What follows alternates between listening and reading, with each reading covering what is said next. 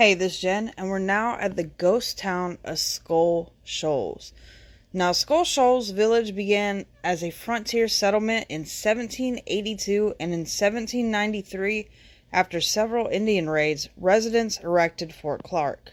This was built by Michael Cupp to the governor's specifications. It served to protect the settlers from raids across the river by the Creek Indians to the west. Fort Clark was manned by a local militia called Feneeze's Dragoons until the Creeks were moved west towards the Ocmulgee River by the treaties of 1802 and 1805. The settlers began to expand rapidly across the Oconee River after the Treaty of 1802. White settlers and black slaves quickly opened up the land. Following Eli Whitney's 1793 invention of the cotton gin, they began to raise cotton in huge quantities. The local villagers began with a gristmill and a sawmill and soon had a cotton gin. With funds from the Georgia legislature, Zachariah Sims and George Pascal built Georgia's first paper mill at Scull Shoals in 1811. Though details are scarce, it is probable that the original paper mill was an addition to the water-powered grist mill already in place. The Sims and Pascal plans were to expand that mill dramatically with a $3,000 loan from the Georgia legislature. The paper mill lasted until about 1815. The operators went bankrupt shortly after the War of 1812. The property changed hands, but the village continued to expand. Under its third owner, Dr. Thomas Pulaine, there were flourishing mills, boarding houses, stores, a large warehouse and store combination, a distillery, a toll bridge, and other enterprises.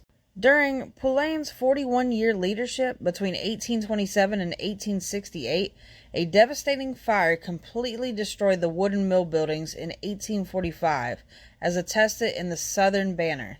Pulaine supported his people as they rebuilt the 3- and 4-story buildings of Fontenoy Mills in brick.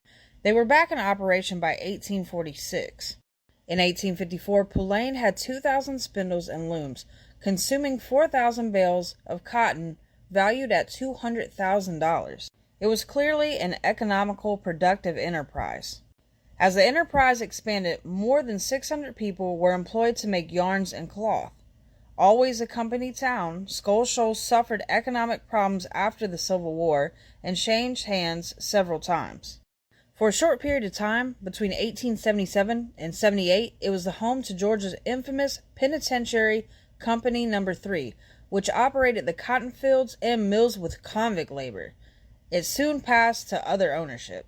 From mid-century on, there were droughts and devastating floods.